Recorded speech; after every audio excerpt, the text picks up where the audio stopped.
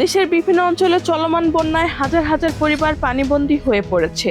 বিশুদ্ধ পানি, নিরাপদ খাবার ও স্বাস্থ্যসম্মত পরিবেশের সংকটে বাড়ছে ডায়রিয়া, চর্মরোগ সহ বিভিন্ন রোগের ঝুঁকি। তাই দুর্যোগ মোকাবেলার পাশাপাশি স্বাস্থ্য সুরক্ষায় কিছু বিষয়ে সতর্ক থাকা জরুরি।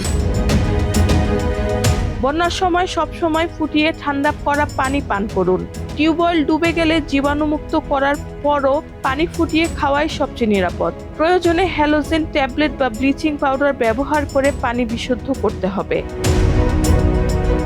খাওয়ার আগে ও টয়লেট ব্যবহারের পর সাবান দিয়ে হাত ধুয়ে নিন। ডায়রিয়া শুরু হলে দ্রুত খাবার স্যালাইন পান করুন। শিশুদের ক্ষেত্রে বয়স অনুযায়ী স্যালাইন দিন এবং অবস্থার অবনতি হলে দ্রুত নিকটস্থ স্বাস্থ্যকেন্দ্রে নিয়ে যান। পচা বা বাসি খাবার এড়িয়ে চলুন। সম্ভব হলে গরম ও সাদ্য রান্না করা খাবার, বিশেষ করে খিচুড়ি খাওয়ার চেষ্টা করুন। থালা বাসন পরিষ্কার এবং নিরাপদ পানি দিয়ে ধুয়ে ব্যবহার করুন। পানিতে পড়ে থাকা বৈদ্যুতিক তার স্পর্শ করবেন না।